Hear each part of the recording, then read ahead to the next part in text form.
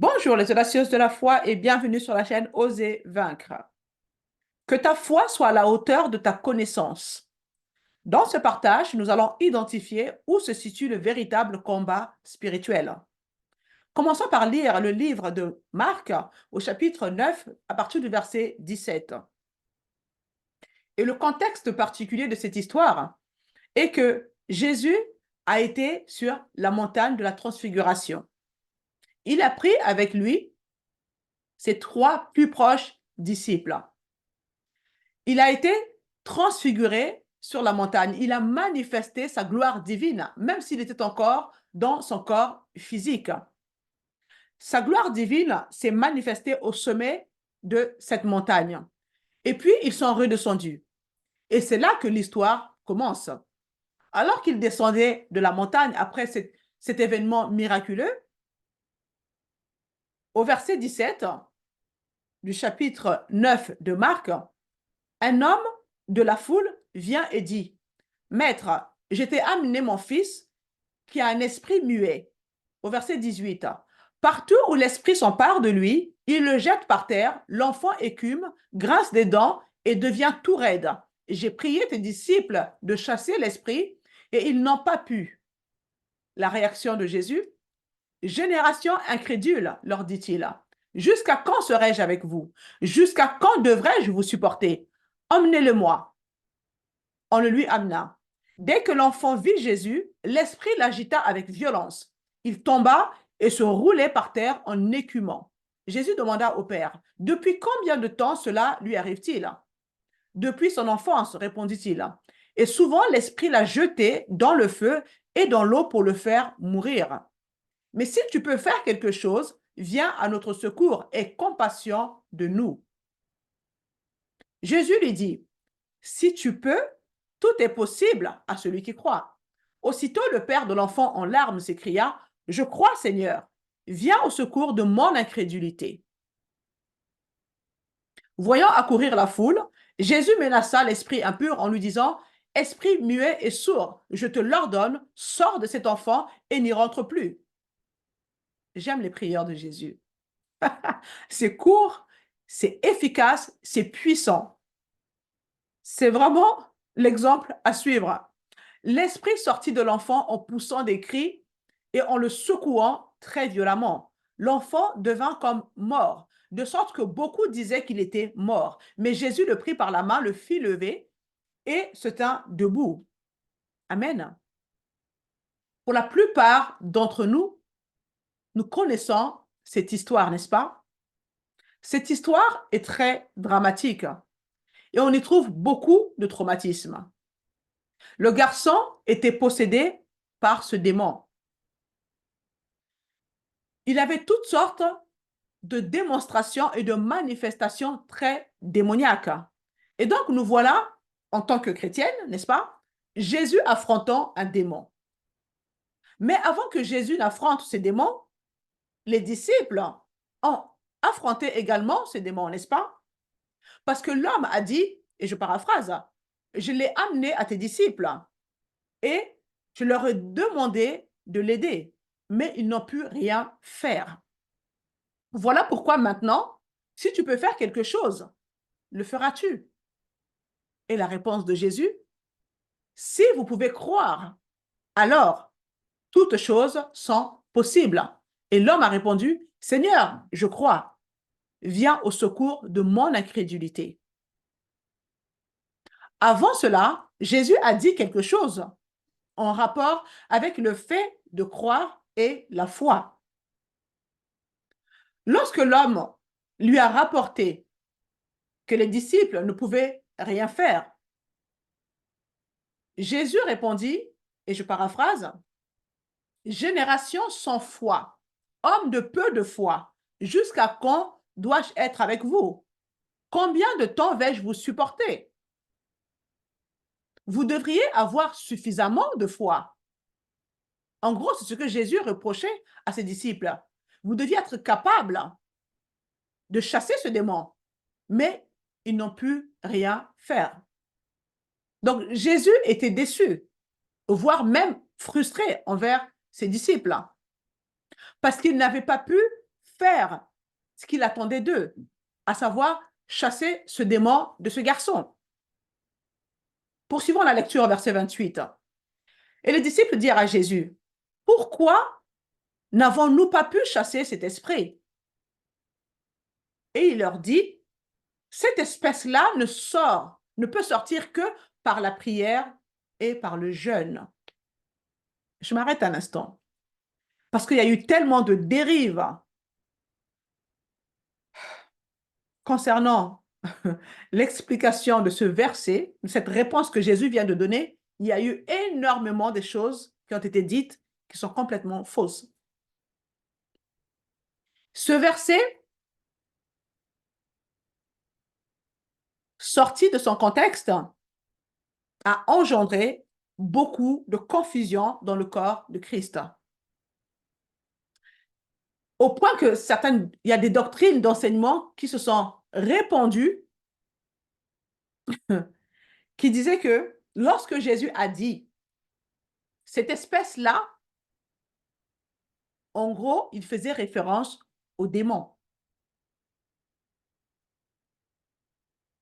Et donc, pour sortir, pour chasser cette espèce de démon, il fallait jeûner et prier.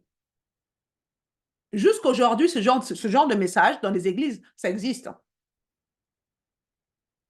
Ça existe. Beaucoup d'hommes de Dieu croient encore en cette version. Mais ce n'est pas ce que Jésus a dit. Nous allons développer. Je vais vous demander de réfléchir à la logique de tout cela. Si cet homme avait amené le petit garçon aux disciples ou à Jésus, et que la réponse de Jésus avait été « Voilà un démon qui ne peut sortir que par la prière et le jeûne. Nous allons donc faire 3 jours de jeûne. » Essayez de voir un peu la situation. Et après 3 jours de jeûne, ramenez ce petit garçon et nous allons le libérer.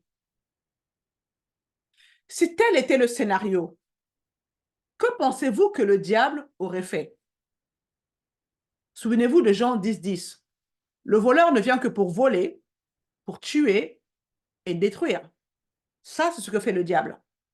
Donc, si le scénario était comme cela, qu'est-ce que le diable aurait fait à votre avis? Le diable aurait fait des heures supplémentaires. Pendant les 3 jours suivants, il aurait fait des heures supplémentaires pour s'assurer que le petit garçon soit détruit avant de revenir voir Jésus. Il aurait tout fait pour le tuer. Et donc, il serait revenu 3 jours plus tard, non pas pour demander à Jésus de chasser ce démon, mais pour procéder aux funérailles de ce petit garçon. Vous devez essayer de comprendre la logique. Donc, quand on entend des prédications qui disent que ce genre de démon ne sort que par le jeûne et la prière, comme l'a dit Jésus, c'est faux.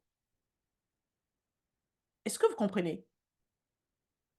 C'est une mauvaise interprétation. C'est une fausse doctrine. Amen. Ce n'est pas ce que Jésus a dit. Mais le diable, nous savons qu'il aime bien semer la confusion dans ce genre de choses afin de vous rendre inefficace dans la foi. Donc, vous comprenez que Jésus ne voulait pas dire cela. Nous remarquerons que dans le passage où Jésus faisait référence à ses disciples qui n'ont pas réussi à chasser le démon, que sa réponse ne voulait pas dire que ce genre de démon ne sort que par le jeûne et la prière. La première chose que Jésus a dite, et je paraphrase, « Génération sans foi, génération incrédule, combien de temps dois-je vous supporter? Vous n'avez pas la foi. » Et lorsqu'il s'est approché du père de cet enfant et que le père a dit, « Peux-tu faire quelque chose ?» Imaginez-vous si Jésus avait répondu, « Oh oui, certainement qu'on peut faire quelque chose. Je peux faire quelque chose. » Mais après une réunion de 3 jours de prière, n'est-ce pas? On va d'abord jeûner pendant 3 jours et ensuite, il n'y a pas de souci. Ça n'a aucun sens. Jésus n'a pas du tout fait référence au jeûne à ce moment-là. Il a simplement, et je paraphrase, dit, si tu crois, tout est possible. Et l'homme, à ce moment précis, a reconnu, Seigneur, je crois. Mais il y a encore de l'incrédulité en moi. Le diable utilise la peur et l'incrédulité, le doute, pour vous rendre inefficace dans la foi. Vous ne pouvez pas agir efficacement dans la foi si vous avez peur, si vous avez des doutes. Vous serez inefficace dans la foi. C'est une arme que le diable utilise. Pourquoi Dieu nous dit, je ne vous ai pas donné un esprit de peur? Pourquoi? Dieu dit, je vous ai donné un esprit de force, un esprit de courage, un esprit de sagesse. La peur vient du diable. La peur est un mensonge. Vous comprenez? L'amour de Dieu vous libère de la peur. Quand vous comprenez combien Dieu vous aime, vous n'aurez plus jamais peur. Parce que si Dieu est pour moi, qui sera contre moi? Amen. Donc, lorsque les disciples ont demandé à Jésus, pourquoi n'avons-nous pas pu chasser ce démon? Je ne pense pas que Jésus leur ait dit que prier et jeûner aidaient à chasser les démons. Je pense qu'il leur a dit ce qui a empêché la libération de ce garçon, c'est votre manque de foi. Je vous ai appelé la génération sans foi, car vous n'aviez pas la foi. Et la raison pour laquelle la prière, le père de cet enfant, n'a pas pu chasser ce démon, lui-même, il a reconnu, il a dit, viens au secours de mon incrédulité. Il avait de l'incrédulité en lui. Et c'est pourquoi il a dit, Seigneur, je crois, mais je reconnais qu'il y a encore une zone d'incrédulité en moi. Aide-moi, Seigneur. Jésus essayait de dire que ce qui devait partir en premier n'était pas le démon, mais c'est ce que fait la prière et le jeûne. C'est de chasser de votre vie l'incrédulité, le manque de foi, le doute, afin que vous puissiez mieux fonctionner dans la foi que Dieu vous a donnée. Parce que la Bible affirme que nous avons reçu la mesure de foi. Il n'y a pas quelqu'un qui a reçu plus de foi que l'autre. Il n'y a pas de favoritisme avec Dieu. Nous avons tous reçu la même mesure de foi. Mais la foi est comme un muscle, ça se développe. Vous avez reçu une mesure de foi. Que faites-vous de cette mesure de foi?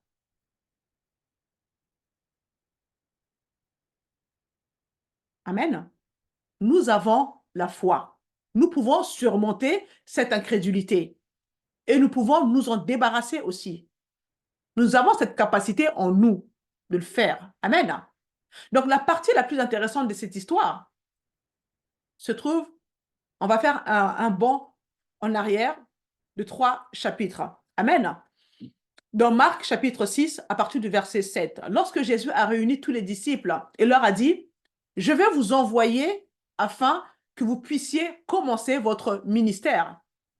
Et il est écrit que lorsqu'il les appela au chapitre 6, verset 7, il leur donna autorité sur tous les esprits impurs. Vous comprenez? Jésus leur avait donné toute autorité sur tous les esprits impurs. Et donc, si cet homme avait emmené son jeune fils auprès des disciples au chapitre 6, au lieu du chapitre 9, nous ne serions pas en train de lire cette histoire. Vous me suivez? Nous lirons une histoire complètement différente. Parce que dans le chapitre 6 de Marc, au verset 7, ils avaient autorité sur tous les démons. Et ils revenaient étant joyeux en disant, mais les démons nous sont soumis, Seigneur, en ton nom. nous voyons qu'ils étaient efficaces dans la foi. Il n'y avait pas d'incrédulité. Il n'y avait pas de doute. Amen. Mais dans le chapitre 9, il ne l'avait pas. Et Jésus regarde ses disciples et dit, vous n'avez pas la foi. Maintenant, au chapitre 9, il dit, vous n'avez pas la foi. Vous aviez cette autorité il y a 3 chapitres, mais vous ne l'avez plus. Et c'est pourquoi vous devez jeûner et prier. Vous savez, dans la version grecque de l'évangile de Marc, ce passage ne contient pas le mot jeûne dans ce verset. Si vous cherchez la version grecque de ce passage que nous venons de lire, le mot jeûne ne figure pas. Il a été ajouté quelque part au fil des ans, ou il a été perdu dans certains anciens manuscrits. Mais tous les anciens manuscrits ne disent pas jeûne et prière. D'accord? Beaucoup de manuscrits anciens disent tout simplement ce genre ne sort que par la prière. Il n'y a pas le mot jeûne dedans. Il ne s'agit pas pour moi de discréditer le fait de jeûner. C'est très important de jeûner parce que ça sert à vaincre notre propre incrédulité. Amen. Mais il est possible que Jésus essayait de nous dire que c'est par la prière, que c'est la prière qui fait la différence. Amen. C'est la prière. Et donc, si c'est la prière qui fait la différence, alors nous pouvons comprendre pourquoi l'apôtre Paul nous dit dans Romains 15, 30, il est dit ceci, « Cependant, je vous encourage, mes frères, par notre Seigneur Jésus-Christ et par l'amour de l'Esprit, à combattre avec moi en adressant à Dieu des prières en ma faveur. » L'apôtre Paul dit, « Combattez avec moi dans la prière. » Voyez-vous? Parce que dans la prière, nous combattons l'incrédulité. Nous combattons le manque de foi.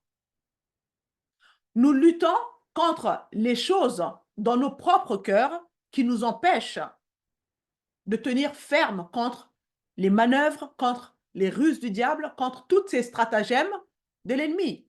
Voyez-vous, si nous nous retrouvons dans cette position où lorsque Dieu nous donne l'autorité et que nous restons dans une bonne relation avec lui, alors cette autorité demeure. Les disciples avaient l'autorité au chapitre 6. Quelque part entre les chapitres 6 et 9, ils l'ont perdue. Jésus essaie de leur dire, si vous aviez jeûné et prié, ou du moins en prière, entre le chapitre 6 et 9, vous aurez encore ce que vous aviez au chapitre 6. Et au chapitre 6, vous auriez pu chasser ce démon. Est-ce que cela a du sens? Donc, maintenant, nous allons identifier où se trouve le vrai combat spirituel. Oui, nous aurons des luttes. Oui, nous aurons des confrontations. Mais si nous avons traité notre propre incrédulité qui se trouve dans notre cœur, si nous avons traité notre propre manque de foi, si nous avons traité avec nos propres pensées qui créent en nous des obstacles, alors nous serons capables de tenir ferme lorsque nous serons face à toutes ces forces démoniaques, peu importe de quelle force il s'agit. Jésus a également vécu un autre incident au cours duquel il est intervenu auprès de quelqu'un qui allait devoir tenir devant les ruses de l'ennemi. Et dans Luc, chapitre 22, versets 30 à 32, c'est juste avant son arrestation et sa crucifixion. Jésus parle avec Pierre. Il sait ce qui va arriver à Pierre. Rappelez-vous, Pierre va renier le Seigneur 3 fois et le coq va chanter, n'est-ce pas? Et donc, Jésus parle à Pierre, sachant qu'il va se retrouver face à face avec le diable. Jésus dit à Pierre, et je paraphrase, Satan aimerait bien t'avoir. Il veut te passer au crible comme le blé.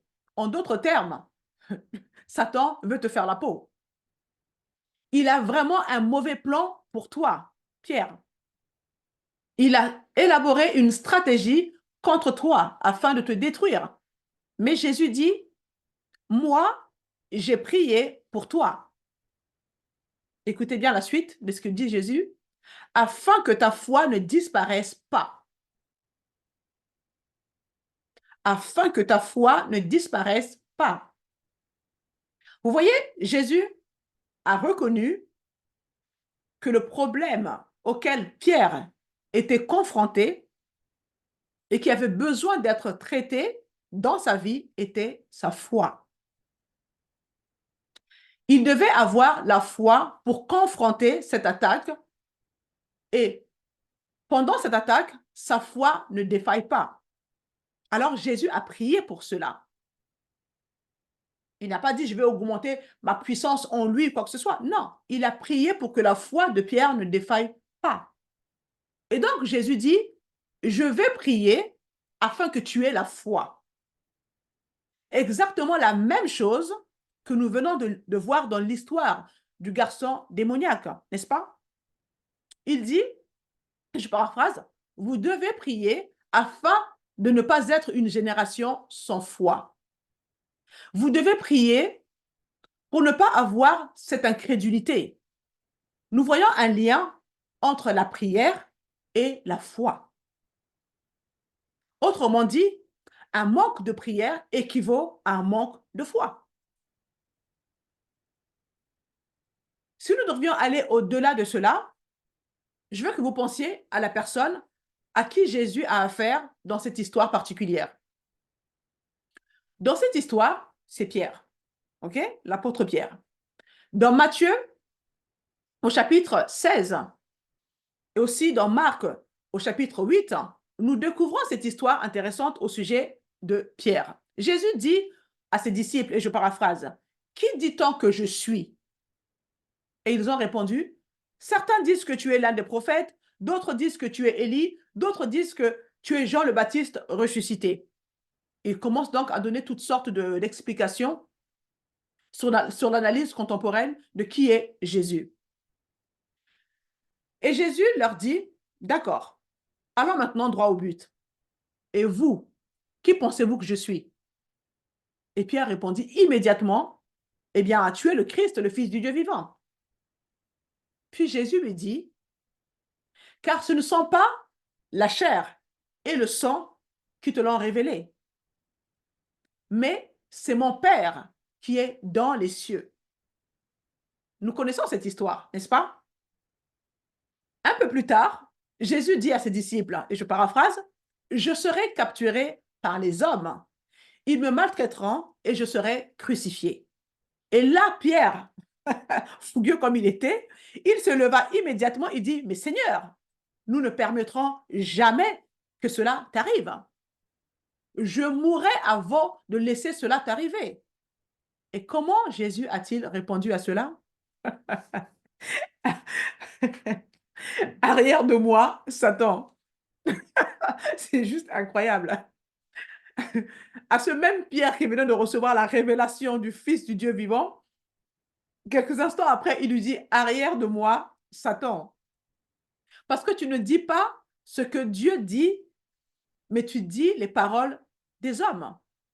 Donc maintenant, lorsque Pierre dit, tu es le Christ, le Fils du Dieu vivant, Jésus a répondu, la chair et le sang, c'est-à-dire les hommes, ne t'ont pas révélé cela, mais cela t'a été révélé par le Père qui est dans les cieux. Amen. Nous nous souvenons de cette histoire. Voici donc un moment dans la vie de Pierre où il dit les paroles du Père et non les paroles des hommes. Vous voyez, il est connecté à une autre dimension spirituelle où il reçoit la parole de Dieu. Mais plus tard, lorsque Jésus l'a confronté concernant le plan de Dieu, il lui dit, maintenant, les paroles, enfin tes paroles sont les paroles d'homme et non plus les paroles qui viennent du Père. Il lui dit, tu es sorti de cette dimension dans laquelle tu étais, cette dimension spirituelle où tu étais en relation avec Dieu et entendais sa voix. Et maintenant, tu parles comme un homme. C'est un peu ce que nous lisons, c'est un peu ce que nous lisons dans Romains chapitre 8, verset 6, où il est dit, l'affection de la chair, c'est la mort, mais l'affection de choses spirituelles, c'est la vie et la paix. Donc Pierre s'était éloigné de cette relation basée sur la pensée spirituelle, au point où il ne disait plus ce que Dieu le Père lui disait de dire, mais il disait maintenant des choses charnelles qui sont la chair et du sang, qui viennent bien évidemment des pensées humaines. Il réagit comme les humains. Et le problème de Pierre était qu'il avait soudainement changé sa façon de penser. Il avait changé la direction de ses pensées. Amen. Cela nous aide à comprendre ce que l'apôtre Paul nous dit dans 2 Corinthiens chapitre 10 au verset 3. Il dit, si nous marchons dans la chair, nous ne combattons pas selon la chair, car les armes avec lesquelles nous combattons ne sont pas charnelles, mais elles sont puissantes par la vertu de Dieu pour renverser des forteresses. Nous renversons les raisonnements et toute hauteur qui s'élève contre la connaissance de Dieu et nous amenons toute pensée captive à l'obéissance de Christ. Remarquez qu'il dit, si nous marchons dans la chair, nous ne combattons pas selon la chair. Nous ne combattons pas selon la chair. Mais nous avons des armes puissantes par la vertu de Dieu. Souvent, nous lisons la parole très, très vite. On ne s'arrête pas.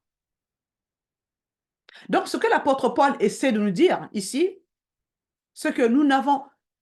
Enfin, c'est un peu ce que nous avons vu avec l'apôtre Pierre, d'accord? Qui était prêt à aller au combat selon la chair lorsque Jésus lui a dit qu'il serait capturé par des hommes et maltraité et crucifié. Pierre était prêt à aller combattre dans la chair. Vous voyez? Pierre a dit, non, Jésus, nous n'allons pas laisser ces hommes venir te capturer, te juger et te crucifier. Non, non, non. Je préfère mourir plutôt que de permettre à cela d'arriver. Jésus a répondu, attends une minute. Tes paroles ne sont pas celles de mon Père, mais elles viennent de ta chair. Tu cherches à combattre selon la chair. Mais Paul nous dit, nous ne combattons pas contre la chair. Vous voyez? Nous avons des armes puissantes par la vertu de Dieu. Et quelles sont donc ces armes puissantes de Dieu? Que font ces armes? Et Paul dit, je veux que vous sachiez qu'en Dieu, vous avez des armes puissantes pour renverser ces forteresses, pour renverser ces idées fausses, ces excuses boiteuses, ces suppositions aveugles, ces choses qui sont loin d'être aussi puissantes qu'elles le semblent. Vous voyez? Car elles forment une forteresse dans vos pensées. Elles ont pris de l'autorité. Elles ont pris une position d'autorité qui a besoin d'une arme spirituelle pour les faire tomber. Amen. Donc, les fausses croyances, les fausses doctrines constituent en nous des forteresses. Puis, il continue, il dit, les armes de Dieu détruisent les forteresses et elles retiennent captifs les vaines imaginations et tous les raisonnements qui se lèvent contre la connaissance de Dieu. Donc, quand il parle d'imagination vaine, cela ne signifie pas que votre cerveau est vide. D'accord? Votre cerveau peut être rempli de préoccupations, comme amasser des richesses, par exemple, changer le cours des empires. Mais en fait, votre cerveau peut faire beaucoup de choses. Mais s'il n'est pas soumis à Christ, alors ces imaginations sont vaines, inutiles et ne servent à rien. Ensuite, il dit, tout raisonnement qui s'oppose à la connaissance de Dieu ne sont que de vaines imaginations. Alors, souvent, nous avons tendance à penser que tout ce qui s'oppose à la connaissance de Jésus, ou même, c'est plutôt, par exemple, les personnes athées qui disent, hey, Dieu n'existe pas du tout. Vous voyez? Donc, on se dit, OK, ce genre de raisonnement s'oppose à la connaissance de Dieu, n'est-ce pas? Nous pensons que c'est ce qui se lève contre la connaissance de Dieu. La personne qui ne croit pas en Dieu, la personne qui pratique une autre religion que la nôtre. Tout en ça, je rappelle quand même que le christianisme n'est pas une religion. Le christianisme est une relation avec la personne de Jésus-Christ. D'accord? Donc souvent, on a tendance à croire que si une personne n'a pas cette relation avec Jésus, si une personne dit que Dieu n'existe pas, donc sa connaissance s'élève contre Dieu. Mais en tant que chrétienne ou en tant qu'enfant de Dieu, je dirais, comprenez que nous pouvons nous-mêmes aussi avoir des pensées qui se lèvent contre la connaissance de Dieu. Ça a tendance à choquer les gens. C'est choquant parce qu'on se dit, quoi? Moi, j'ai foi en Jésus-Christ. Moi, je crois. Si je suis chrétienne, je suis baptisée. Mais comment ça, je peux avoir une pensée qui s'élève contre Dieu? Ça n'a aucun sens. Je m'explique. Ma sœur, si tu sais que Dieu est celui qui guérit, qui s'appelle Jéhovah Rapha, ok? Mais qu'à chaque fois que tu penses être malade, tu crois que le remède à ton problème se trouve dans l'armoire à pharmacie ou aux urgences à l'hôpital. Alors, c'est une pensée qui va à l'encontre de la connaissance de Dieu. Puisque tu sais que Dieu est celui qui guérit. Mais cependant, ton premier réflexe a été de te tourner vers la boîte à pharmacie. C'est une pensée qui se lève contre la connaissance de Dieu. Maintenant, comprenez bien que ce n'est pas pour discréditer les médecins, d'accord? Je reviendrai là-dessus un peu plus tard. Mais c'est pour vous donner une illustration de ce que signifie avoir des raisonnements qui se lèvent contre la connaissance de Dieu. Car si tu sais de quoi Dieu est capable, mais tu cherches un autre moyen pour y parvenir, alors ta pensée se lève contre la connaissance de Dieu. C'est ça que ça veut dire. Tu arrives, tu essayes d'arriver à un endroit par d'autres moyens, alors que tu sais que Dieu est capable de te faire parvenir à ce même endroit. Cela signifie que tu as des pensées qui vont contre ce que tu connais vraiment de Dieu. Un autre exemple. Je sais que notre Dieu s'appelle Jéhovah Jireh. C'est le Dieu qui pourvoira à tous mes besoins conformément à sa richesse avec gloire en Jésus-Christ, n'est-ce pas? Mais, soyons honnêtes, à chaque fois que tu penses que ton patron pourrait te donner une augmentation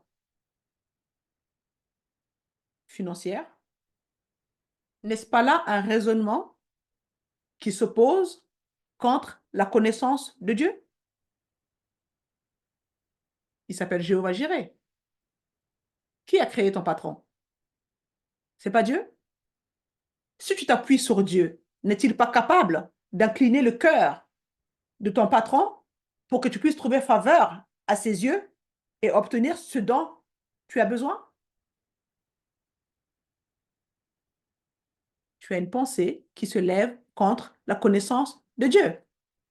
Amen. Nous pouvons ramener cela à tout ce que nous connaissons de Dieu et analyser notre moyen d'y parvenir. Amen. Ce n'est pas une condamnation, mes sœurs. Amen. Mais c'est pour vous faire comprendre certaines façons de faire que nous avons développées et qui nous semblent normales. C'est tout. Amen. La parole nous éclaire. Elle est une lampe à nos pieds. Donc, on est là ensemble pour avancer, grandir dans la foi, nous permettre d'apporter des ajustements sur notre manière de marcher en tant que chrétienne. Je vais maintenant revenir sur le fait de prendre les médicaments, de courir aux urgences, etc. Aujourd'hui, on peut être malade et ne pas, enfin, être malade et croire en Dieu. Cependant, nous n'avons pas encore développé notre foi au point de croire en la guérison divine. On ne croit pas en la guérison divine, je tiens à le préciser, on croit en la personne de Jésus qui est l'auteur de la guérison divine. D'accord? Ne mettez pas votre foi en la guérison divine, mettez votre foi en la personne de Jésus-Christ qui est l'auteur de la guérison divine. Là, ça sera efficace. Mais si vous mettez votre foi dans la guérison divine, ça ne sera pas efficace. D'accord? Donc, mettez votre foi en la personne de Jésus qui est capable de vous guérir spirituellement. C'est lui qui accomplit les miracles. D'accord? Ce n'est pas la personne qui prie pour vous, mais c'est l'Esprit de Jésus-Christ dans la personne qui accomplit les miracles. Bref. Donc, vous pouvez ne pas avoir cette foi à ce moment précis où vous êtes malade, de pouvoir prendre possession de votre guérison divine qui se trouve dans votre esprit né de nouveau. Donc, à ce moment-là, vous n'allez pas vous laisser mourir, bien évidemment. Dieu ne vous condamne pas parce que vous êtes tourné vers un médecin ou vers l'hôpital. Pas du tout. Au contraire, vous n'êtes peut-être pas au niveau de la foi qui vous permet de prendre possession de votre guérison divine. Alors, soignez-vous en passant par le médecin, en passant par les urgences, de telle sorte que quand vous serez rétabli, vous aurez encore le temps de travailler votre foi pour arriver au point où vous allez pouvoir saisir votre guérison divine. Dieu vous rejoint au niveau de votre foi. D'accord? Donc, si vous croyez que les médecins peuvent vous donner un traitement pour vous rétablir, alors c'est là que se trouve votre foi et Dieu vous rejoindra à ce niveau-là. Ce n'est pas une condamnation. Amen, mes sœurs? Bien.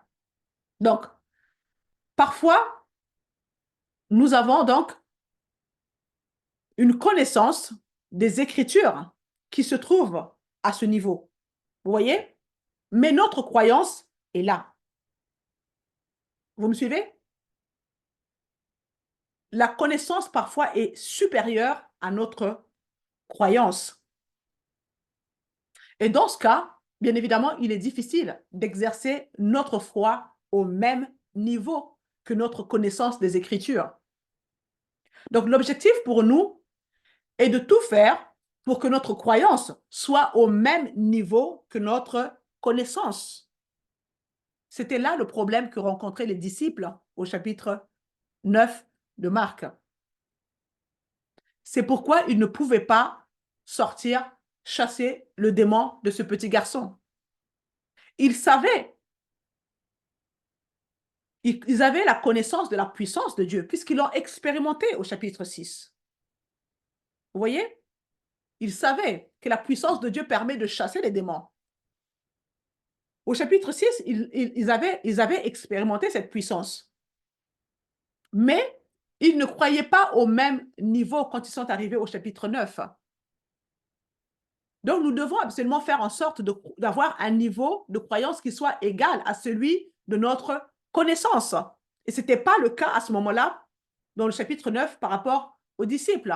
C'était là le problème du père de l'enfant également, qui dit que je crois en toi, Seigneur, mais il y a encore de l'incrédulité en moi.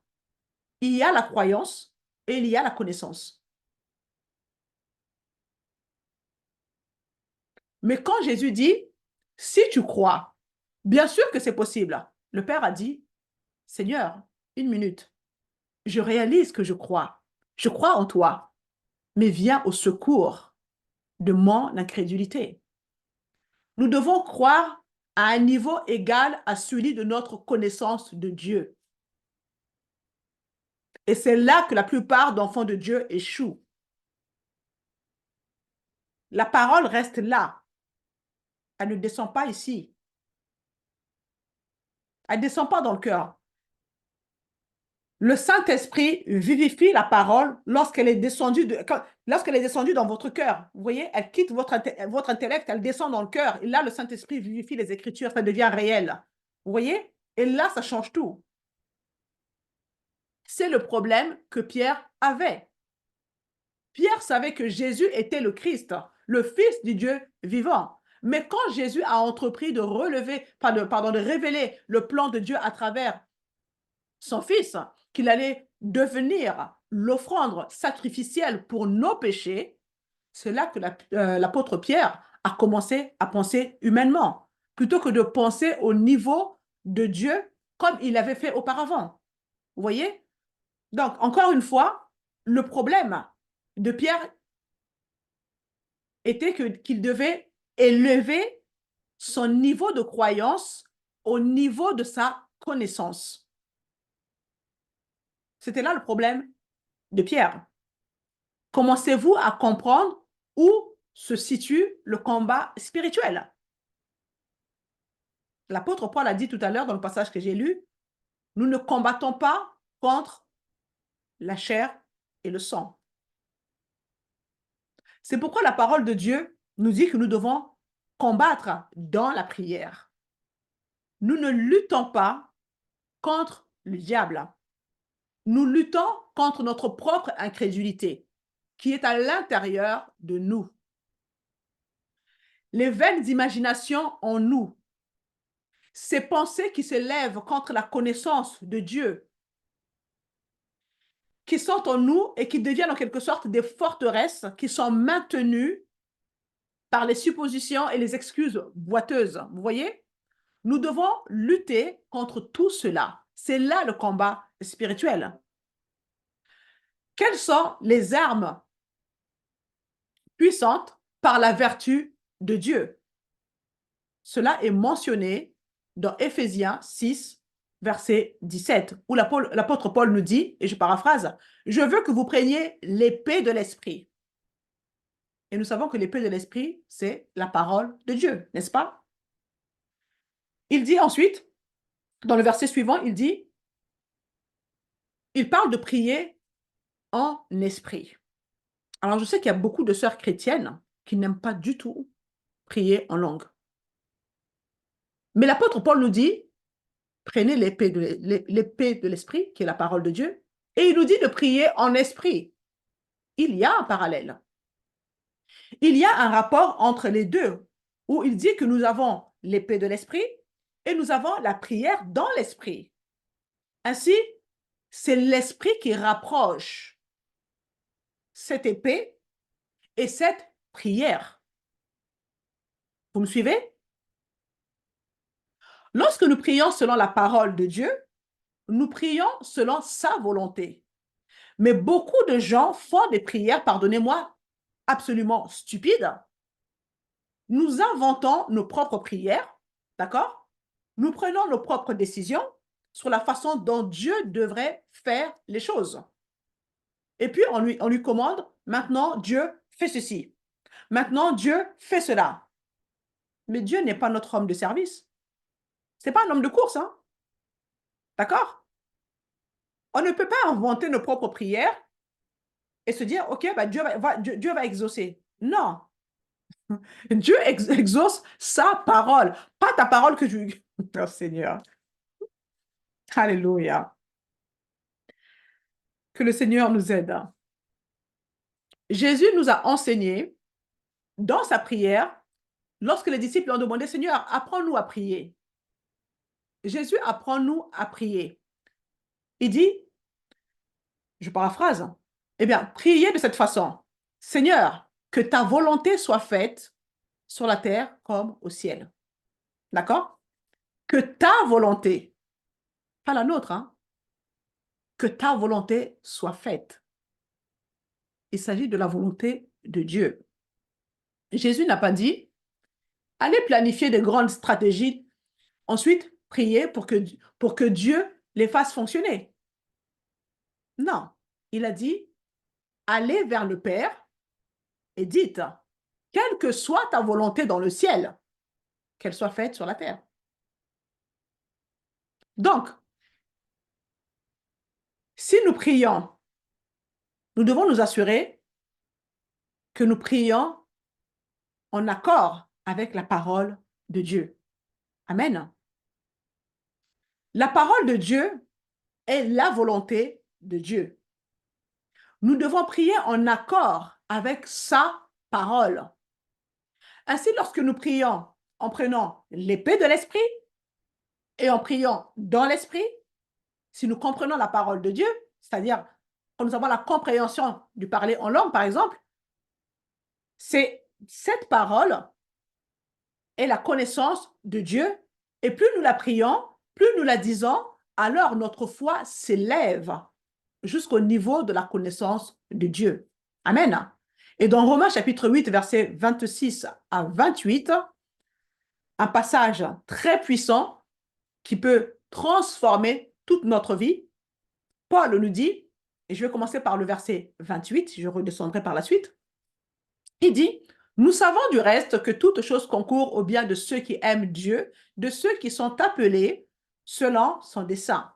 Alors, ce verset est cité totalement hors contexte, quasiment à chaque fois que quelqu'un le cite. Car il commence par, nous savons du reste que toute chose concourt au bien de ceux qui aiment Dieu, de ceux qui sont appelés selon son dessein. Et ils disent, généralement, ils emploient ce verset, surtout lorsqu'ils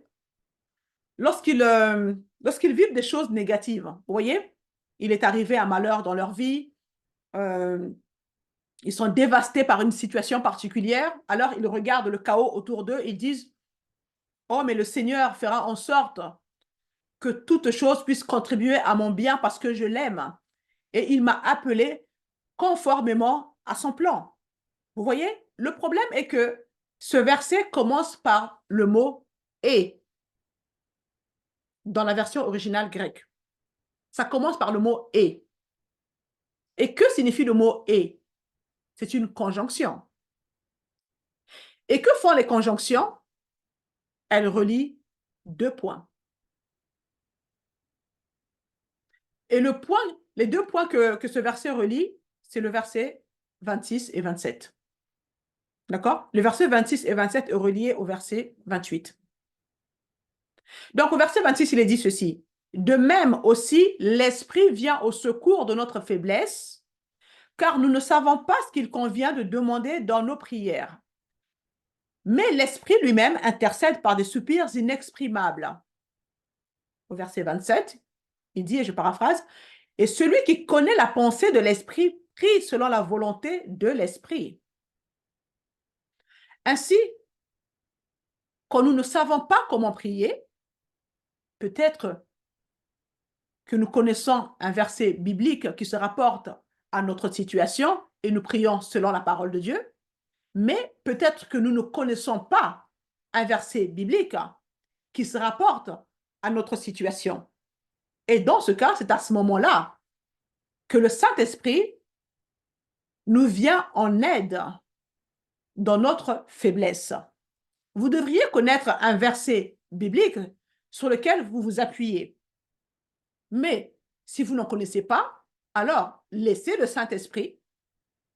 Le Saint-Esprit va prier et c'est toujours en accord avec la volonté de Dieu, car le Saint-Esprit connaît la pensée de Dieu. Et à partir de là, ce n'est qu'à partir de ce moment-là que le verset 28 prend tout son sens. Nous savons du reste que toute chose concourt au bien de ceux qui aiment Dieu, de ceux qui sont appelés selon son dessein. Si vous priez dans l'esprit et que vous laissez le Saint-Esprit diriger votre vie, vous savez que tout ce que vous faites sera pour votre bien. Amen. Nous devons tenir ferme contre les principautés, contre les ténèbres spirituelles, contre toutes les ruses de l'ennemi. Mais la seule façon de tenir ferme contre tout cela, c'est de prier d'abord dans le Saint-Esprit. Et une fois que nous avons prié par le Saint-Esprit, il nous vient en aide dans nos faiblesses. Parce qu'il prie en accord avec la volonté de Dieu. Vous savez, prier en langue, c'est très efficace. Je ferai peut-être une vidéo à l'avenir par rapport à ça. La prière en langue contourne votre incrédulité.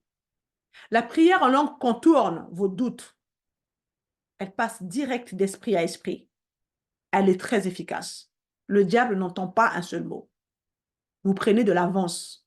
Vous comprenez? Le diable ne comprend pas la prière en langue. Et c'est pourquoi il combat les gens pour les empêcher de parler en langue. Si vous parlez en langue, je vous encourage à prier davantage en langue que dans votre langue maternelle. Vous serez beaucoup plus efficace. Et votre foi va plus se développer aussi. Amen. Lorsque nous prions en accord avec la volonté de Dieu, alors cela nous sort de cette position d'incrédulité.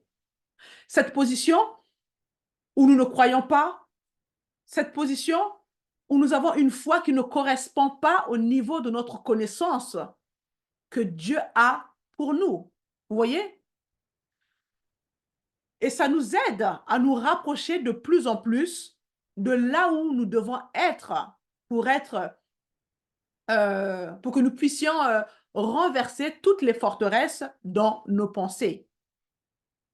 Vous comprenez? C'est vraiment important. Alors, excusez-moi, j'ai programmé un réveil pour ma fille.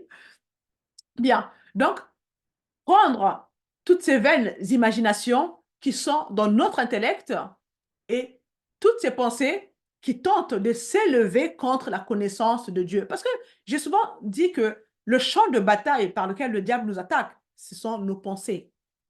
Ces vaines imaginations qui se lèvent contre la connaissance de Dieu, ça passe par là. Le champ de bataille, c'est la pensée. Amen. Donc nous devons prendre toutes ces choses captives afin de les soumettre à Jésus.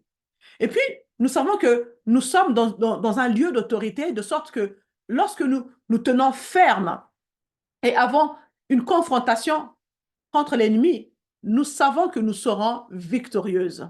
Amen. C'est notre foi qui triomphe du monde.